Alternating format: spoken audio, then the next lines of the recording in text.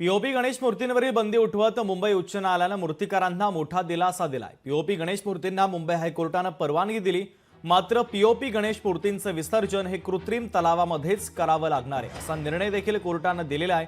राज्य सरकारनं समिती नेमून 3 आठवड्यामध्ये पीओपी गणेश मूर्तींच्या विसर्जनासंदर्भात उपाययोजना काय आखणार आणि भूमिका राज्य सरकारची नेमकी काय या संदर्भातली माहिती मांडण्याच्या सूचना कोर्टानं दिल्या। कोर्टाच्या या निर्णयामुळे छोट्या पीओपी गणेश मूर्ती साकारण्यास त्यासोबतच मंडळांमध्ये विराजमान करण्यास आता कुठलाही अडथळा नसेल।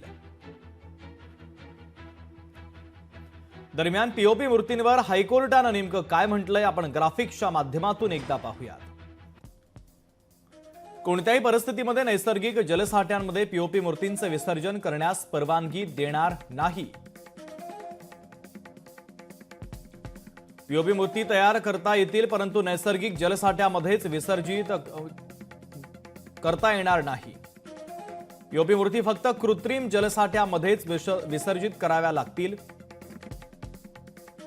या अटी शर्तींसह ही परवानगी आता कोर्टाने दिलेली आहे। पीओपी मूर्तींच्या विसर्जनाबाबत आता राज्य सरकारला विवेक बुद्धी वापरावी लागेल आणि निर्णय घ्यावा लागेल। सुनावणी दरम्यान मोठ्या मूर्तींच्या विसर्जनाबाबत एकमेव मुद्दा समोर आला। मोठ्या मंडळांना दरवर्षी एकच मूर्ती वापरली जाऊ शकते का असा सवाल उपस्थित करण्यात आला। मंडळांनी कायमस्वरूपी त्याच मूर्तीचा वापर केला तर राज्य म्हणून आम्ही त्यात अडथळा आणणार नाही।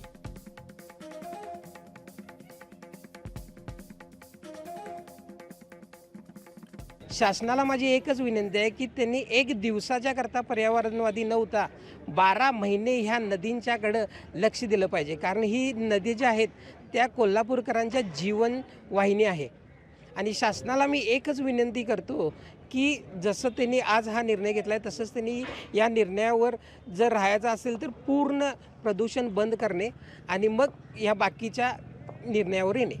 पीओपीच्या मूर्ती बनवायला जरी अधिकार मिळाला असला तरी त्या नदीच्या पाण्यात विसर्जित करू नये असा देखील एक आदेश आहे। लोकांनी ते तंतोतंत पाळावं, कारण हा लहान मूर्तीच्या संदर्भात जरी निर्णय झाला असला कालांतरानं हा मोठा मूर्तींच्या बाबतीत देखील निर्णय व्हायची शक्यता आहे।